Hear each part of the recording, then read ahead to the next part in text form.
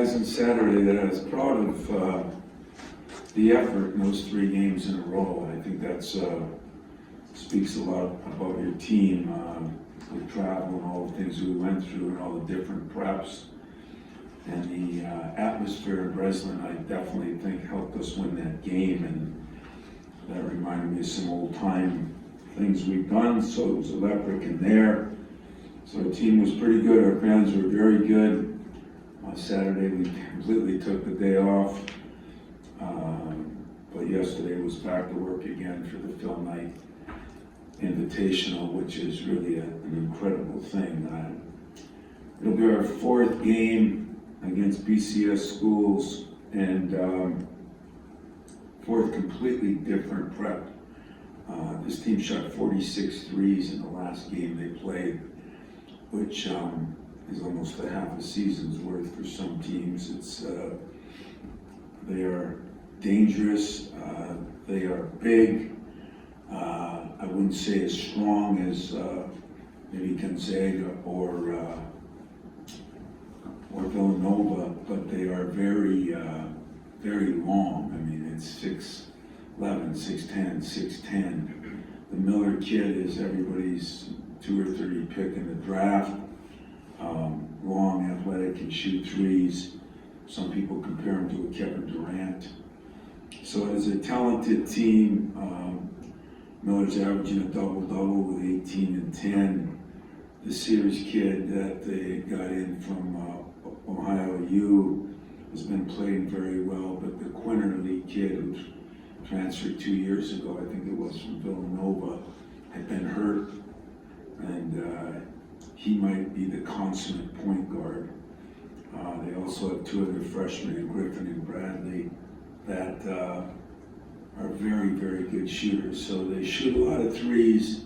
They're long and athletic. They play very good defensively. Nate's worked our camp for 10 years, so he knows a lot about our program, and I followed his. So I think it'll be, as I said, the 4th different prep. When you see a Gonzaga, then you see a Kentucky, and then you see Villanova. This team is different than all those teams by a long shot, and yet it will give us another good indication on where we are, what we need to get better at. So I'm looking forward to it. As I watched some games yesterday, you just realize there's a lot of good teams, maybe not a lot of elite teams, but a lot of very good teams. And when you're Baylor or you're UCLA and you go into a tournament and all of a sudden one of them's leaving there with 2 straight losses, that's the way this tournament will be for us. I mean, I watched UConn last night and Oregon both. They played all 3 games were one after another, UConn, then Kentucky, Gonzaga, then Oregon. And Oregon's the biggest team I've seen, and UConn is a team we played last year, we know a little bit about, but they've improved greatly. So either way, win or lose the first one, we're going to have our hands full with the second one, and then you could have your hands full with another Villanova, or it could be a Carolina. So the tournament is second to none with the teams that are in. Questions? Tom, you talked about this team being good at following scouting reports, and with this situation being sort of NCAA tournament-ish, it's a new thing for them to experience. Are you curious to see how they handle that back-to-back prep sort of deal, and just how this team operates in that type of environment? I really am. And I do got to give my staff a lot of credit. When you have this many different preps at this completely different, completely different, it takes a lot of work, and they've got to get it down to where we can present it without having guys' heads spinning, because there's so many different things. So I guess besides our fans, I think my staff has done an incredible job through this tough stretch we have, and I am anxious to see how we respond to not only the first game, which we have a little bit of prep time, although, now we're gonna have time change. Now we're gonna have, we play at 10:30 at night, our time. There's gonna be some more incredible things. So those of you that are going out there, I hope you get some rest, because it'll be some late night games, and how fast do you adjust to the time. It's gonna be an interesting, we leave on Tuesday, and we'll play 4 games in 8 days, and those 4 games will all be interesting because of the situation that we'll be in. So yeah, it's gonna take a lot from my staff and a lot from my players, and yet what an exciting time for us, because we put ourselves in a position where, we feel we can play with a lot of people, but yet understand we have warts, we have things that we haven't done as well, and depth is still a factor. Jaden, thank God, I didn't even know when I addressed you guys that it was his foot again, but it wasn't anything. X-rays and everything are 100% good, but he has tweaked it, how much he will play. Yesterday he was walking around, did not practice. Probably won't practice today. Whether he'll play in the first game, second game, I don't know, but we do need him with his athletic ability to guard these 3-point shooters that we're going to face. So it's going to be a slew of them in that first game. I just wonder, what has allowed this team to be so solid defensively? It seems like right from the start of this season. Just having veterans, or what are the dynamics of the club? Well, I think Joey's improved his defense, and having Malik on the perimeter, he's able to guard some guys. AJ, we know, is a very good on-ball defender, and the same with Tyson. And then you added Jaden Akins in there, who I think could be a great defender. Marty has improved enormously and stepping up on ball screens and doing those things. We still got a couple guys we got to get better defensively if we're gonna, especially if Jaden doesn't play in this game. Pierre's got to take a big step. In fact, a monstrous step. Now he did in the second half, but to guard the people he's gonna have to guard, that's gonna be a big key. But I think the team's been better defensively because we got back to our roots a little bit early in the summer and said, hey, we've got to do this with our special teams. We got to get better with our defense. We got to get better with our rebounding. I wouldn't call us a great rebounding team yet, and that'll be challenged this week. I mean, they lead the nation in rebounding. I think they're first or second in the nation. They're averaging 20 offensive rebounds a game, which is a sick number. And who did they play? Well, it wasn't like they played some teams that have been, Jacksonville, South Alabama, they're not BCS games, but they're good teams. So how good those teams are, because you don't know who transferred, who didn't, all those things. I don't know, but this is as good a rebounding team as we've faced in a long time. And so defending and rebounding, back to our staples, are going to be the staples of the night. Tom, I think you just answered this with that answer, but you always talk about not just winning games, winning the weekend or winning the events. And would you spend any time at all introducing UConn and Oregon, or does that just come after Thursday? And if you do get Villanova again, could that actually help because you've already done that prep? Well, it could help because we've done the prep. I don't know if it'll help because I think they're really good. And it gave us some problems, although we had that big lead too. So, but yeah, we're going to approach it the same way. What we've done is a little different because there's so many different styles we faced. You guys would be a bad relay team on a track. Passing the baton, you suck at that. But I think what we're looking to do is, okay, does UConn or Oregon, do they press? Do they play more zone? Are they doubling the post? So concepts of things rather than NCAA tournament. I might actually look one day at the offense they run and things like that.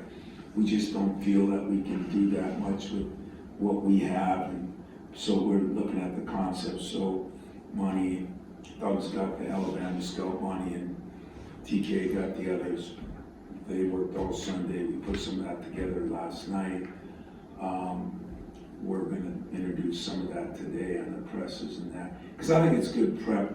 If we get into the tournament, that this team knows how to do that too. So, yeah, it's the thing that's a little more backwards than football, you know, where you wouldn't even think of looking ahead to another game. And that's what we do here, so ain't broke, like fix it. Think I need some water, Max, or what? Just one. He passed the water better than he passed the baton today. Good run. Go ahead. If you think passing the baton's bad, wait till you see this group run. Yeah, I can only imagine. I think you'd want to drop the baton. You kind of mentioned football there. Kind of a question. You guys obviously had the double overtime game to win. You know, the game where you lose the big lead and push through it late. What is the difference in winning and losing in those kind of games? Unfortunately, it's enormous. You know, I mean, I was at the football game. You know, it's. I think the Gonzaga game, we dominated a lot of them. Not dominated. We probably outplayed them a lot of the game and lost. In the football game, when you look at statistics, we dominated that game.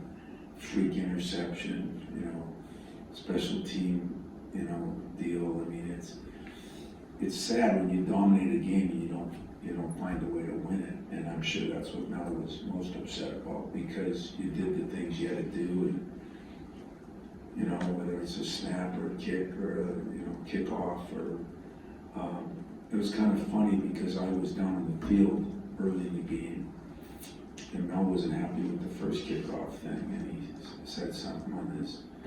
I was right by him, and so I think he was on top of it.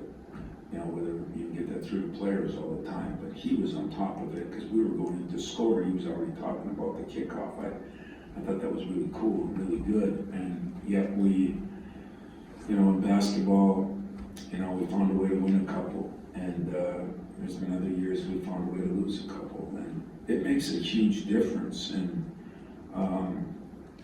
I guess that's your biggest job, is can you get them back up? I thought, you know, what we went through at Michigan and then getting back up for Illinois, and now you get back up for Penn State. It's not easy, especially in a sport where you're outdoors, and practice has got to be brutal right now, and you know, who knows what the temperature will be, or the snow will be up there. But as we say, it's you know, we do know that we're going to be playing in 72 and no wind, and unfortunately they won't be. But I think whenever you, this is when you got to really rely on your leadership, and your juniors and seniors and things like that. And but they've proven they can do that, and hopefully we're starting to get that feeling where we can do that, and that'll be critical, especially when you go into 3 games that, you know, I mean, we went from one place, who knows what we ranked today and that, but we could be 1 and 3. You know, like her Dr. Negative in my office says, well, you know, hey, we could be 1 and 3 because he wants to make sure we don't get cocky. I said, hey, my friend, I'm going to say the wrong thing here. We could be 4-0 too, and we really could be. I mean, we played well enough, probably in that Gonzaga game, to be 4-0. So, but I just watched those games yesterday, and I watched all those different teams and good teams, and you know, somebody's got to lose, somebody's got to win, and sometimes it's the breaks, and sometimes 2 teams are very evenly matched. I mean, I don't know how to look at Alabama. It's such a different team than I've seen, or than we've seen in our league. It really is a completely different team. I mean, 46 threes, I mean, that's not what they're averaging. 20 offensive rebounds a game. That's scary numbers, you know, and with length and skill and depth, you have depth too. And the Quinterly kid coming back, I mean, I didn't think he'd be back till the middle of December, and he's played, I think, 2 games. He makes a difference. He's a point guard that kind of runs their team. He's a very good quarterback. So yeah, we're gonna have our hands full, and, you know, Mel's got his, and winning the game in overtime and losing the game in overtime, you really kind of learn about the character of your kids, and I think, you know, we've won a tight one, we've lost a tight one. You know, they've got themselves off the field and won a road game in Illinois, and now they gotta do it again to be there, so we have similar issues, similar problems, and we talk about it too, so it's good. Talk back to Jaden a little bit, is kind of the, I don't know, the reality of dealing with this injury with him. Obviously, it's not good timing when you have 3 games in 4 days. How much of that is a concern also that there's no real rest period in there for him? Yeah. How you approach You it? know, and we're gonna use the same thing that we did early, you know. If there's any question mark, we're not worried about the 3 games open than the 24 that are left. But there was good news too, in the x-rays and everything, talking to the specialist and everything, that, you know, it's gonna be on how Jaden feels. And so, yeah, is it a comfort? No, it's not comforting, but is it reality? That's reality, you know. It's like having Henderson out, you know. I watch what he's done back, and yet he still isn't 100%, but he's a very important player. Jaden Akins was one of my best players this summer, no question about it. And he was starting, as you can see, to come back. And it's going to take time with 9 weeks off, and now you get another little setback. But of all the kids that I think could handle it, he's smart enough to handle it, he's tough enough to handle it, he's athletic enough to handle it. And the only problem I've had is I think he wants to get it all back in one game, you know. And maybe he learned a little bit, because he was, I mean, he was an important part of that game, and one of the reasons I think Illinois came back is Jaden was out of the game, and so was Malik. So, you know, nobody has great depth anymore. Ours is maybe a little less, and yet Jaden Akins is, he's a big key to this team. I mean, you know, he would have been starting probably, could still be. We're just trying to bring him back, and we're not gonna risk anything if there's any question marks. That's a guarantee. Coach, you mentioned after the game that Monty really struggled against the physicality of Villanova when it comes to going up against a team that's drastically different like Alabama. How do you see maybe ways that he can excel against them? You know, and if I said it that way, I didn't mean it that way. I don't think he struggled with the physicality. I mean, Monty can be physical even though he's 25 pounds less than a couple of those guys, 20 pounds less. He struggled. He just did. It didn't seem like Monty was Monty, you know, and we kept sending him to the bench, you know, but he's had a little success. He's the most humble human being on the planet. So we know it's not that, but, you know, I think everybody thinks when things go right, they're just gonna continually go right. So it was an okay lesson for him. He handled it well. We looked at a lot of film with him, looked at some film individually with him. You just ought to sink a little bit, you know, a step off on the ball step-ups, a step off on the cutouts. So it was nothing, you know, we didn't go back and say, oh, Monty was loafing. We just said Monty was not Monty. And the advantage of being a kid like Monty is you have to be at peak level all the time. You're not, God gave you some things, but he didn't give you the gift of fluidity, if that's a word. And if it's not, then it's a UP word, so go run with it. But he just did some things that were uncharacteristic of him for how he's been playing. I think he'll get back to the basics, and it'll be interesting to see how he handles this length.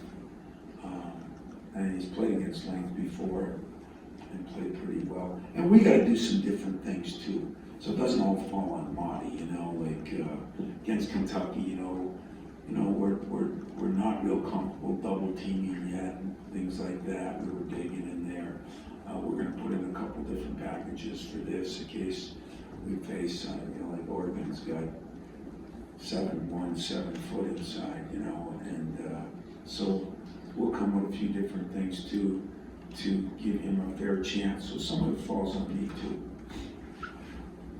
Tom, you talk a lot about, you've mentioned your coaches a lot, and how happy you've been with this staff. It's a new mix, and I'm curious what you enjoyed. It seems like you're enjoying this team and your staff quite a bit early this March. What you've liked about them and what you enjoyed about this team?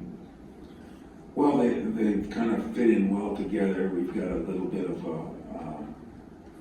everybody understands everybody's role a little bit better, but I also think the team maturing a little bit. You know, we had a couple of immature guys, team maturing a little bit. Having Joey back, I think the guy who recruited Malik has really helped out with things like that. And Monty's a sponge, you know, if you told Monty to do something, it's a little different than telling somebody else to do something. So I think it's a combination of things, but I told you early in the summer, before my staff even got together, I like the team. I'm still not in love with them, and they still do enough things wrong, but I do like them, and I think they want to get better. I think they made the defensive priority again, and I think we still got to get to our defense, rebound and run. We're defending really well, we're rebounding decent, we're running average. And so we got some work to do there. I still think we're a very good shooting team, and I think Thomas Kelly has helped with that. That's, you know, what he wanted to be, and when he went to Europe and he played over there all the time, he spent a lot of time with our guys in that respect. And I think, you know, for Doug and Monty, you know, they got a year under their belt together too. Last year, Monty had just come back, you know, and so that helps. And, you know, it's not anything that much different, but I think it's together they've all kind of realized they need each other a little bit more. You know, when you're in a program for a long time, including the coach, you know, you start figuring things are just going to happen because of what you do. And I think there's a lot more interaction, which I think is important, and I think they feel they need to because they don't know each other as well. So the negative becomes a positive, and the players have been, you know, we've done things like having breakfast every day, and we have a little film session before it, and just some things we just did a little bit better, and we're doing a better job. I say that, and you know, we can play good and go home 3 guys. I mean, this is a very, very, very, very good tournament, and so we'll see. You know, next week I could come back here Monday looking like death warmed over because we got in at 6 in the morning and have a press conference and go to Notre Dame a day later. And, everything changes, but right now what's not going to change is they're working hard. They understand that their defense is their staple, which usually travels. Negatives, still turnovers. You know, like we did a pretty good job. I think we had 8 until the last 4 minutes of that game. And then we had 3 of them almost in a row that almost cost us the game, you know. And AJ has been playing better, but he still, those things create problems. And spent a lot of time with him Sunday morning, a little church service. And so him and I borrowed one of Jake's old deals, and we just sat there and had a little service, and it was good. And I think he too is better. He's more receptive to things, which makes it easier to coach, to be honest with you. 2 things. What do you know about your team, if anything, that you didn't know 3 games ago?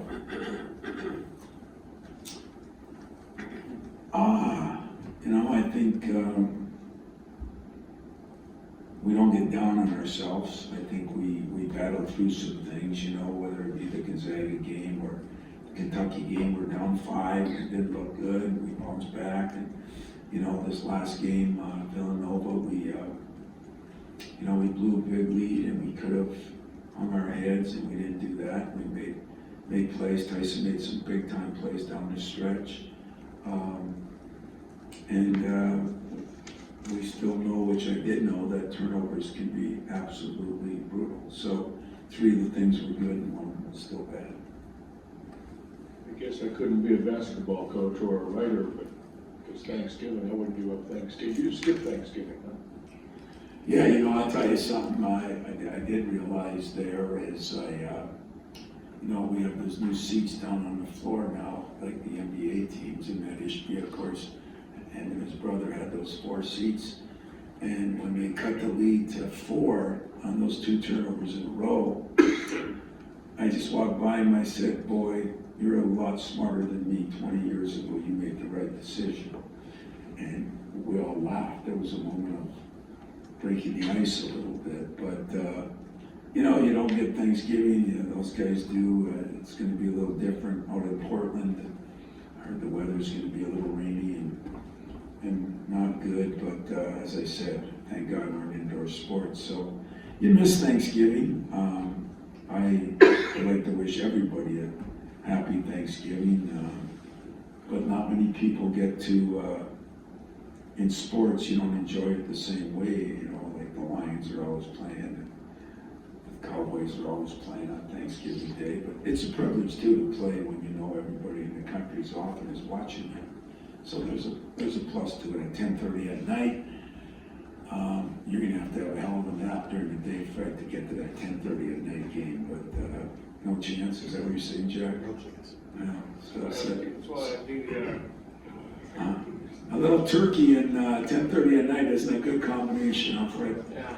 Yeah, I agree. Anything else?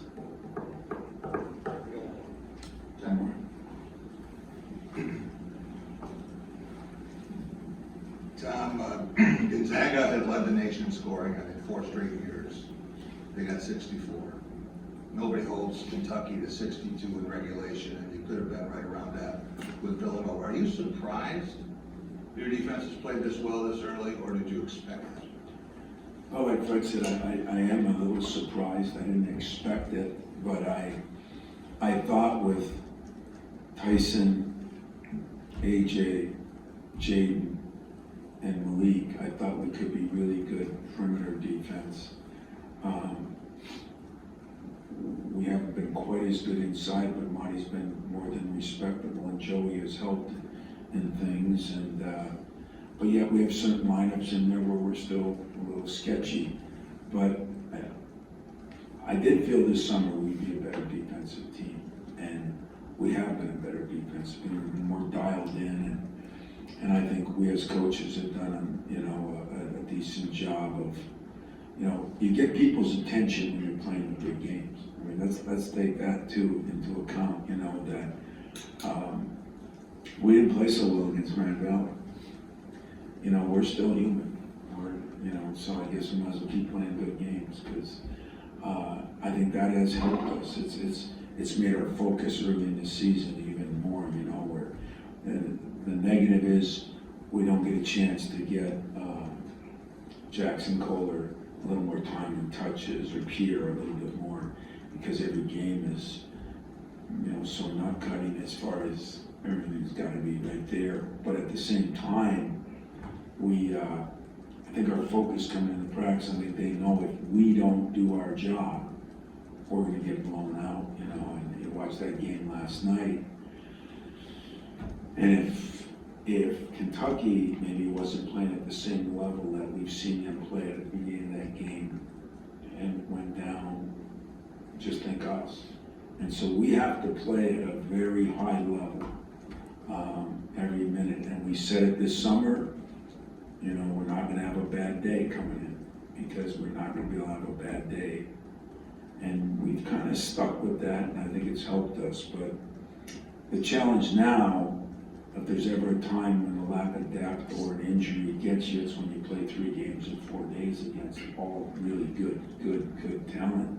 So we're going to learn something else about our team and our program and where we are in the next 4 or 5 days. So you guys are eating turkey. Hopefully some of you are up at our Penn State game. We'll be working, and but what a good opportunity is to work.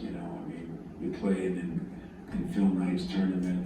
Like it or not, I think Phil's an incredible guy and has done so much for college basketball, and we get to play in his tournament, celebrate his birthday. That's pretty cool. And then you add the teams in that are going to be there, and this year. Our women's team is going out there, so, we'll be flying out with them, and hopefully, it'll be a good weekend for football and both basketball teams, and doggone hockey team continues to keep winning here, it seems like. So, we became a soccer school, then we became a cross-country school, now we're becoming a hockey school. Football and basketball got to carry their weight, there's pressure on us, so we'll try to do that. But I'm really proud of those other programs and what they've done too. Thanks a lot, guys.